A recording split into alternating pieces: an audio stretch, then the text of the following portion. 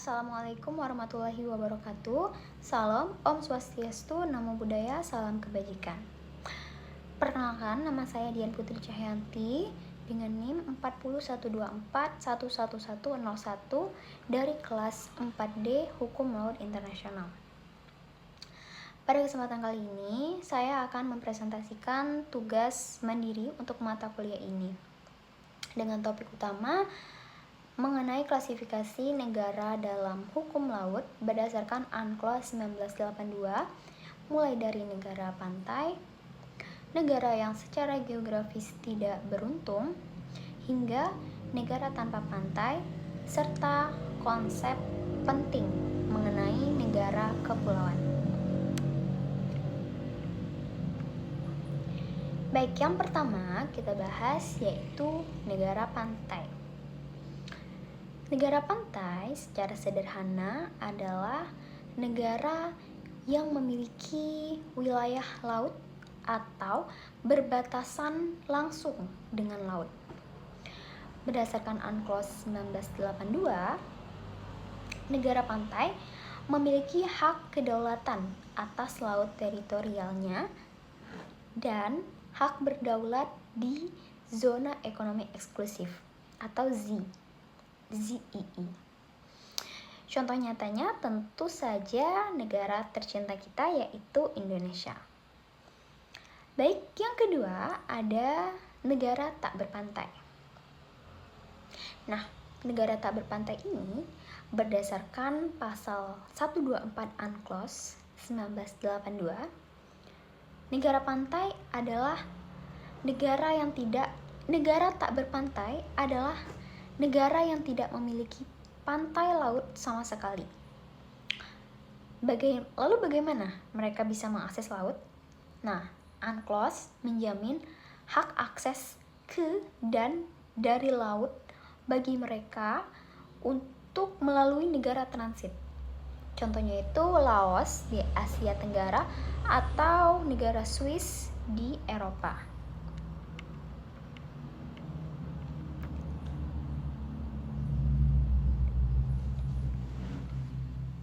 Dan yang ketiga ada negara yang secara geografis tidak beruntung. Mengapa dikatakan begini? Kelompok ini adalah yang paling unik. Ini diatur dalam pasal 70 UNCLOS 1982. Negara yang secara geografis tidak beruntung adalah mereka negara pantai yang letak geografisnya membuat mereka sangat bergantung pada eksploitasi sumber daya hayati di negara tetangganya, atau negara yang tidak bisa memiliki secara sendiri, secara penuh. Contohnya seperti negara Singapura atau negara-negara di Teluk yang wilayah lautnya sangat sempit.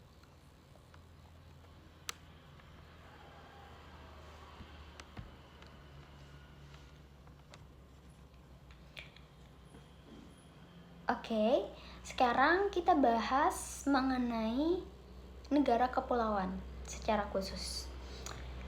Konsep ini sangat krusial bagi Indonesia karena berdasarkan pasal 4 UNCLOS 1982, pasal 46 sampai 47, negara kepulauan adalah negara yang seluruhnya terdiri dari satu atau lebih kepulauan dan dapat mencakup pulau-pulau lain.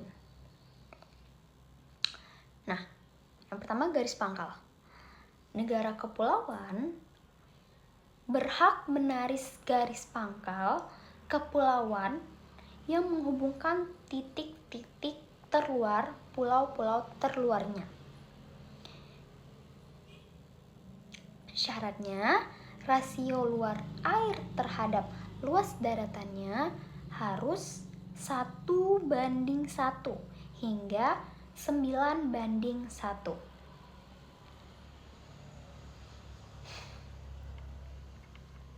Di dalam garis pantai tersebut terdapat perairan kepulauan. Nah, di sini negara memiliki kedaulatan penuh, namun tetap harus memberikan hak lintas damai dan hak dan lintas alur laut kepulauan atau ALKI bagi kapal asing. Ini adalah kemenangan diplomatik bagi Indonesia yang sangat besar yang diawali dari Deklarasi Juanda 1957. Jadi, Deklarasi Juanda 1957 itu memiliki pengaruh yang sangat besar terhadap Indonesia sebagai negara kepulauan.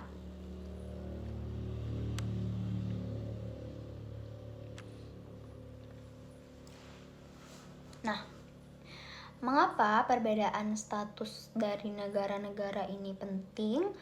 Ya, karena hukum laut internasional itu bertujuan untuk menciptakan keadilan. Tanpa UNCLOS, negara yang tidak punya pantai tidak akan punya hak untuk menikmati kekayaan samudra yang merupakan common heritage of mankind, yaitu warisan bersama umat manusia.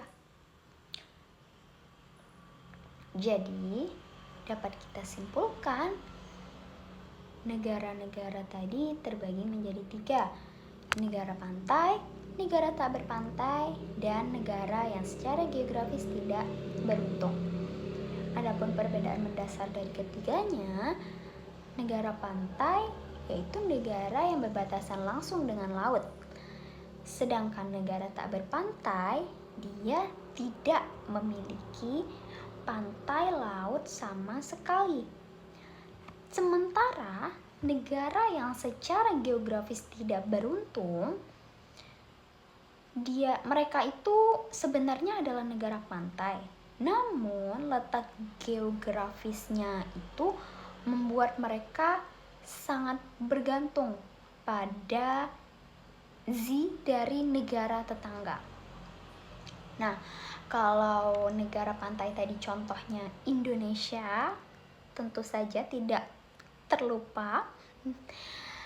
Lalu kalau negara tak berpantai itu contohnya Laos kalau di benua Asia, lalu ada Swiss kalau di benua Eropa, dan negara yang secara geografis tidak beruntung itu contohnya Singapura atau negara-negara di Teluk yang wilayah lautnya itu sangat sempit.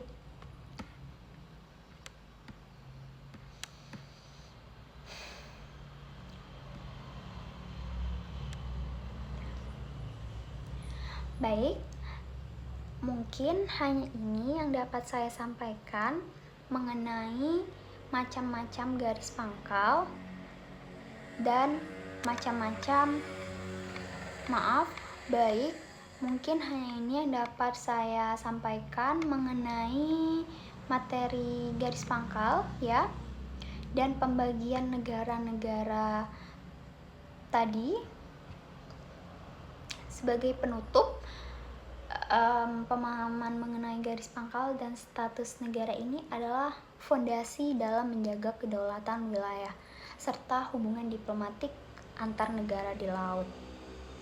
Itu adalah kesimpulan dari saya. Saya akhiri. Mohon maaf jika ada perkataan yang kurang ataupun yang salah. Saya akhiri. Wassalamualaikum warahmatullahi wabarakatuh. Selamat pagi.